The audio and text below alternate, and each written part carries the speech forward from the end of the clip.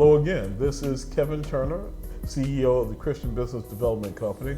I have with us, again, Paul Dark, the owner of Business Management Associates. And today, we've been talking about insurances. But in this segment, we wanted to focus in on health insurance. Okay, so Paul, thank you again for doing this with us. Okay, so health insurance. Can you give us a little bit of what health insurance is? Because we have ideas of what health insurance is, but what is, as a insurance professional, what's a health insurance policy for? You know, health insurance is something that's interesting, and health insurance is something that we don't practice. Yeah. You know, we just don't. I mean, this entire country is a country that practices a need basis. And when I say a need basis, when we get sick, what do? We go to the doctor, right? To the doctor. Other countries, they practice what I call preventive. In other words, they go to the doctor once a month, once a quarter, semi-annually or annually. And then this way, we don't have the catastrophic things that happen to us now: heart attack, stroke, you know, hypertension, diabetes, which is huge here. Right. And so what they do is that they practice utilizing natural things as well too. Yeah. Health insurance is so critical at this point right now, obviously because of COVID, because of the pandemic, and people here in this particular country look at health insurance now in a different manner than they did some 3 years ago. Okay, now, could you expound on that a little bit? I have an idea, but I want to hear what you have to say, and I'll add on to that in a second. Okay. Please expound on that a little bit. Why is health insurance looked at, or is now a lot different from when we were younger? Yeah, particularly men, it was a macho thing. Yeah. You know, it was a macho thing with men. Men felt, you know, I'm the breadwinner, don't have to go to the doctor, I'm fine, I feel okay. Yeah. But we have what they call, remember years ago, they used to call hypertension silent killers. Silent killers. And that's essentially what it was. You know, so there's nothing wrong with getting your blood pressure checked, getting your PSA taken, you know, get for females to get mammograms. Yes. You know, all those different types of things are essential to our health. Yeah. It is essential to our health. And that's the difference between when people say, I'd say us and them, is that when you notice that the people that actually have those mammograms, have the PSA, you know, early detection is the key to everything. Right. Early detection is the key to everything when it involves health insurance.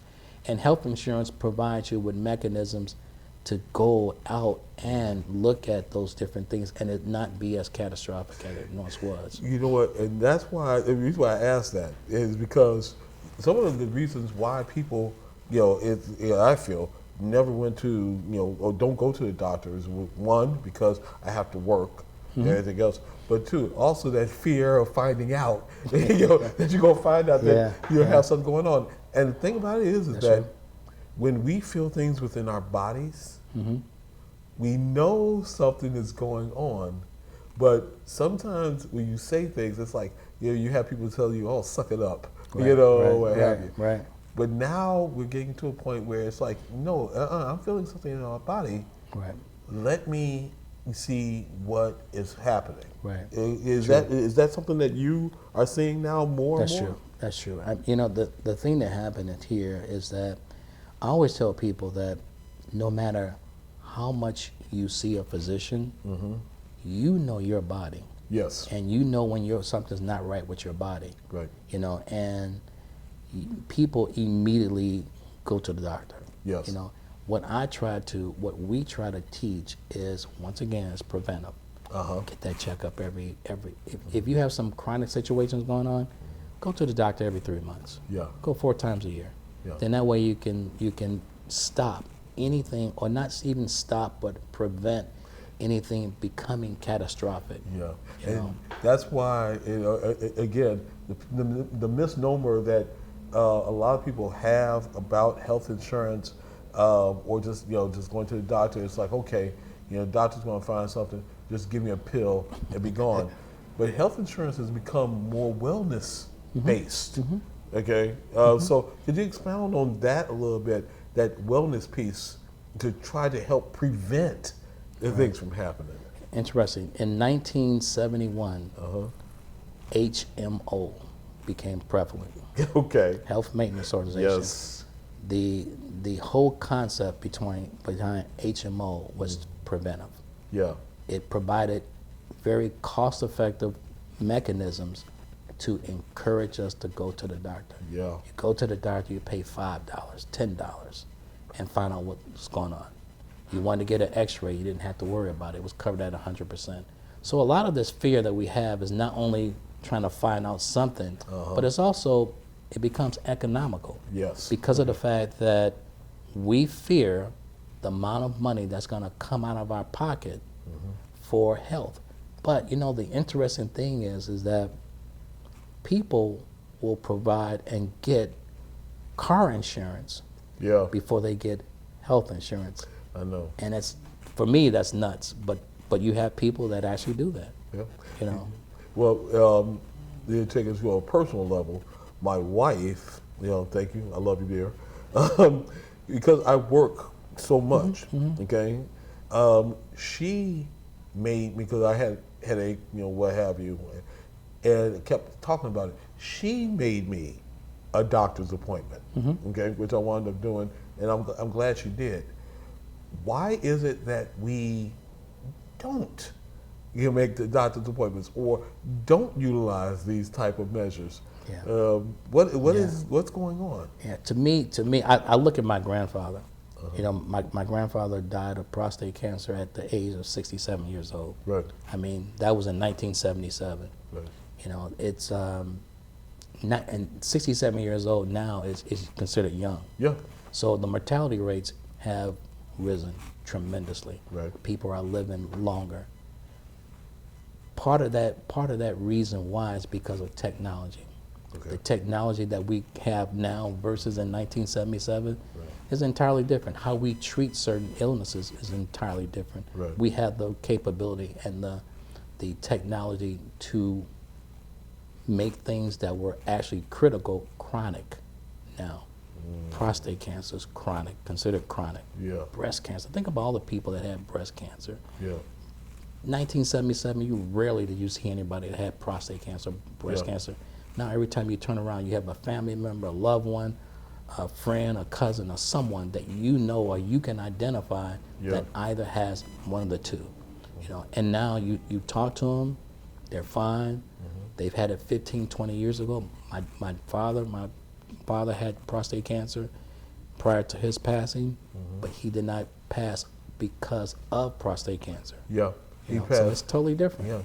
Yeah, and that's the thing about it. And once we start, learning how to do better and using tools like health insurance and using, just our health and wellness, then we start doing a little bit better. We pass that from generation to generation. Sure. Watching our diet, looking at what we do in our everyday life, exercising. I mean, and I'm thinking in terms of my grandfather was 67. I never seen him work out or do anything else. Right. But now you have people 62, 72. I'm actually playing golf with people that are 75 years old and they're hitting the ball a lot further than me. So everything is a lot different than what it used to be. Yeah. You know what, again, Paul, thank you as well. Is there anything, any lasting thing that you would want to tell to the audience or tell to like a young person right now to say, hey, this is why you should have health insurance. It's just anything in general. All right. You know what? I just want to tell the audience to, regardless of your age, anybody can have something going on in their body. Because you're 25, 22, 27 years old does not necessarily mean that you are free from any radical diseases out there. So I recommend that everybody go out and see a physician and get tested. Right. And do the blood work. The blood work can tell a story that it could not tell years ago. And so we have to learn how to take advantage of the different testings that are available right now. So that would be my thing, because at one point in time, all of us, and I mean all of us, have to go. I mean, we all do. But what my philosophy is that I want to go when God tells me Amen. it's my time, Amen. not prior to. Because we all have a job here on this earth right now. We all do. And we want to fulfill God's work before we go.